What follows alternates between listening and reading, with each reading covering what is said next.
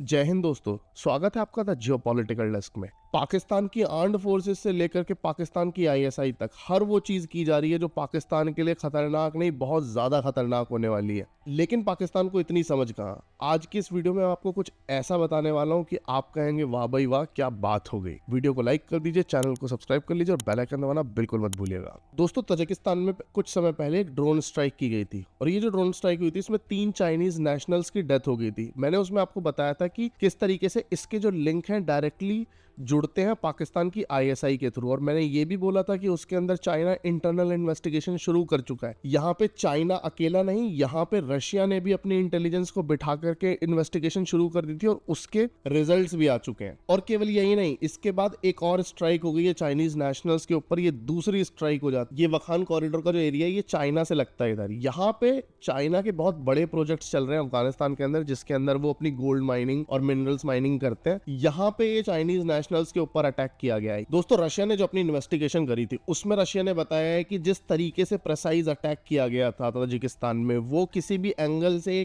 किसी terror outfit का attack है ही नहीं। आईएसआईएस खुरासान की जितनी भी क्रेडिबिलिटी और जितनी उनकी कैपेसिटी है उसके हिसाब से बहुत ज्यादा अपर लेवल का अटैक था। इसमें जिस तरीके से बैक ट्रेस किया गया है, ड्रोन्स के सिग्नेचर्स को आइडेंटिफाई किया गया है, वो पूरे के पूरे इंडिकेशन करते हैं। यहाँ पे आईएसआई ने अपने खुद के इंटरनल मॉड्यूल को यूज करके चाइनीज नेशनल्स के ऊपर ये अटैक किया था। रशिया ने क्लियरली ये चीज बोल दी थी कि not buying the current explanation, मतलब वो पाकिस्तान की जो बकवास है इसको मानने वाले ही नहीं है। और यहाँ पे रशिया की बहुत स्ट्रॉन्ग हिस्ट्री है, उसको अच्छे से पता है कि यहाँ पे किस एरिया में क्या क्या होता है। रशिया ने अपनी इन्वेस्टिगेशन जो की है उसमें ये बताया है कि हाईली एक्सप्लोजिव लॉटिंग म्यूनिशन और a drone with 2.5 kg warhead, वो बहुत ही हाई कैलिबर और हाई कैपेसिटी का वेपन था, जिसमें जीपीएस की रिक्वायरमेंट थी, प्रिसाइज टारगेटिंग की रिक्वायरमेंट थी। वहीं पे जो आईएसआईएस खुरासान है या फिर आईएसआईएस के जो अदर आउटफिट्स हैं वो जिस स्टाइल के बॉम्ब यूज करते हैं वो ये वाला बॉम्ब है ही नहीं। वो यूजुअली क्रूड से बना हुआ बॉम्ब यूज करते हैं। जिस हिसाब के वहां पे एंट्री एंगल्स मिले हैं और जो ब्लास्ट के मार्क्स मिले हैं वो दर्शाता है कि ये पाकिस्तान से ही ओरिजिनेट की गई स्ट्राइक थी।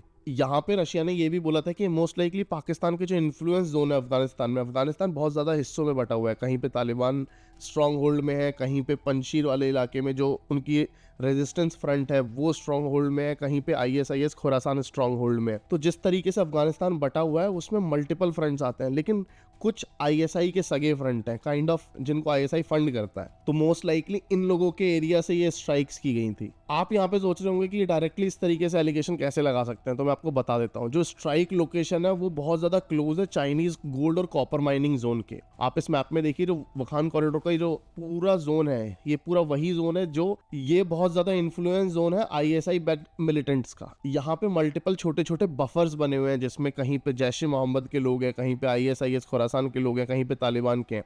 और यहाँ पे एक चीज और भी है कि जो अफगानिस्तान का इंटरनल कॉन्फ्लिक्ट है वो तालिबान और आईएसआईएस के बीच में चलता रहता है। यहाँ पे पाकिस्तान का जो आईएसआई है वो आईएसआईएस खुरासान को बैक करता है। अभी तक तालिबान पूरी तरीके से आईएसआईएस खुरासान को अफगानिस्तान से एलिमिनेट करने में कामयाब नहीं हुए हैं। ताजिकिस्तान के जिस एरिया में ये ड्रोन स्ट्राइक हुआ था वहां पे रशियन फोर्सेस हैवी नंबर में डिप्लॉयड है। उनका 201st मोटराइज्ड राइफल डिवीजन वहां पे डिप्लॉयड है। वहां पे रशियन रेडार्स हैं, ईडब्ल्यू सिस्टम है, सर्वेलेंस एसेट्स वहां पे ऑलरेडी इंस्टॉल्ड है। रशिया कैपेबल है पूरा बैक ट्रैक करने के लिए। तो रशिया ने जब ये अटैक देखा और इसकी इन्वेस्टिगेशन स्टार्ट करी तो वहां पे उन्होंने उस ड्रोन के फ्लाइट का पाथ आइडेंटिफाई किया, डेटा लिंक सिग्नेचर आइडेंटिफाई किए और नेविगेशन फुटप्रिंट्स आइडेंटिफाई किए। और जो इनिशियल असेसमेंट आया था इस रिपोर्ट का उसने बताया कि it's a Pakistan ISI orchestrated attack possibly to pressure China and manipulate regional narratives. मतलब चाइना को मैनिपुलेट करने के लिए या फिर अपने फेवर में चीजें करवाने के लिए पाकिस्तान ये फॉल्स फ्लैग ऑपरेशन कर रहा था। और आपको याद होगा 3 दिन पहले मैंने सेम चीज पे वीडियो बनाई थी और मैंने बताया था कि ये पाकिस्तान का ही करवाया हुआ कांड, और जब शी जिनपिंग को इस बारे में पता लगेगा तो आसिम मुनीर से मुजरा करवाएगा शी जिनपिंग। मैंने आपको ये चीज मेंशन करी थी अपनी इस वीडियो के अंदर। अब आप सोच रहे होंगे कि ये एग्जैक्टली इनको इतना पता कैसे लगा, तो मैं आपको बता देता हूँ। जो कोऑर्डिनेटेड इंटेलिजेंस किया गया है वहां पे रशियन इंटेलिजेंस की तरफ से और चाइनीज इंटेलिजेंस की तरफ से, वहां पे जो अटैक हुआ था उसके उन्होंने डिब्रीज को चेक किया, जिसमें battery casing, motor fragments, flight path chip, metal signature,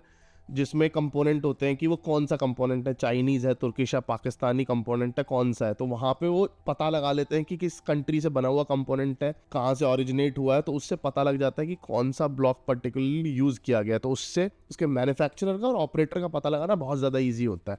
यही चीज करी रशिया ने वहां पे। चाइना को रिपोर्ट मिल चुकी है, चाइना को ऑलरेडी पता लग गया कि ये कांड किसने किया और उन्हें ये भी पता है कि आईएसआई के अंदर किसके डायरेक्टिव्स गए होंगे। अब जैसा कि मैंने बताया था कि आसिम मुनीर को नंगा नाच करवाया जाएगा चाइनीज प्रेसिडेंट शी जिनपिंग द्वारा, तो अब तक वो हुआ क्यों नहीं, तो मैं आपको बता देता हूँ। चाइना यहाँ पे बहुत स्ट्रैटेजिक इंटरेस्ट को गार्ड करके चल रहा है। चाइना चाहता है कि वो सीपैक को एक्सटेंड करे वाया अफगानिस्तान, उसमें उसे पाकिस्तान की हेल्प की रिक्वायरमेंट पड़ेगी, इसलिए बहुत ज्यादा डायरेक्ट एक्शन नहीं लिया जाएगा। पर पाकिस्तान के गोटे टाइट होंगे और होंगे गारंटीड टाइट, ये मैं आज कह रहा हूँ। और पाकिस्तान के अंदर आपको देखने को मिल सकता है अगले 48 से 72 घंटे के अंदर दिवाली मनाई जाएगी। पाकिस्तान के अंदर जितने भी आईएसआई के ऑफिशियल्स बैठे हैं इन सबको नंगा तो किया जाएगा, भले ही अंदर कमरे में किया जाए, लेकिन ये सारे के सारे नंगे होने वाले हैं। यहाँ पे अगर पाकिस्तान के ऊपर ब्लेम आता है तो मल्टीपल प्लेयर्स बेनिफिट होंगे इंक्लूडिंग इंडिया। पाकिस्तान ये सब कर क्यों रहा है, क्वेश्चन ये आता है। तो मैं बता देता हूँ, पाकिस्तान ये सब इसलिए कर रहा है क्योंकि उसको अपनी स्ट्रैटेजिक इंपॉर्टेंस बनाए रखनी है।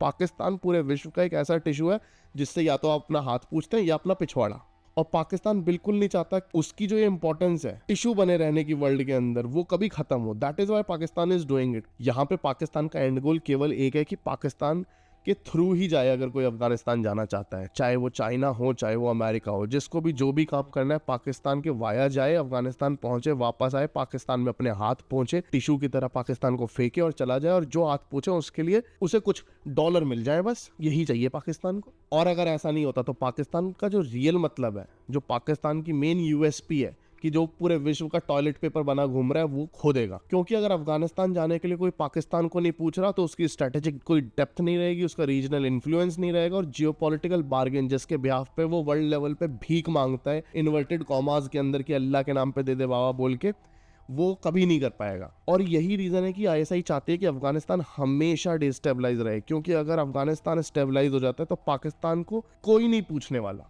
और जब से ये खबर आई है उससे तालिबान बहुत ज़्यादा फ्यूरियस है, क्योंकि उन्हें पता है कि अगर इस तरीके की सिचुएशन पाकिस्तान एस्केलेट कर रहा है तो वो उनके लिए बहुत ज़्यादा नुकसानदायक साबित हो सकती है इन फ्यूचर। क्योंकि अगर उनका रीजन जितना ज़्यादा अनस्टेबलाइज होगा वाया पाकिस्तान या ड्यू टू पाकिस्तान, वो उनके बिजनेस को डायरेक्ट इम्पैक्ट करेगा, इसलिए तालिबान रिटेलिएट करेगा। हो सकता है अगले 3 से 4 दिन के अंदर हमें देखने को मिल जाए कि अफगानिस्तान ने इनकी दिवाली मना दी है बहुत बढ़िया से। और वहीं पे मैं एक चीज और मेंशन करना चाहता हूँ कि पाकिस्तान के अंदर जो इंटरनल टर्मोइल चल रहा है, चाहे वो बलूचिस्तान हो, चाहे वो खैबर पख्तूनख्वा हो, चाहे वो टीएलपी हो, चाहे वो आईएसआईएस खुरासान हो, या फिनलैंड और स्वीडन जैसे देशों का इनके यहाँ पे एम्बेसी छोड़ के जाने की प्रक्रिया हो, कहीं राहत की सांस नहीं मिलने वाली है। पाकिस्तान हमेशा पेला गया था, पेला जाएगा और पेला जाता रहेगा। और मेरा मानना तो ये भी है कि यहाँ पे इंडिया को भी फायदा उठाना चाहिए, एक तीर खींच करके मारे जो इनके लगे ऐसी जगह जाके जहाँ पे चिल्लाते उठे। आसिम मुनीर जहाँ छुपाओ वहां जाकर के तीर मारा जाए। जिस तरीके से ये लोग चाहते हैं कि अफगानिस्तान डिस्टेबलाइज रहे ताकि इनकी रेलेवेंस बनी रहे, उसी लिए हमारे लिए भी यही बेनिफिशियल है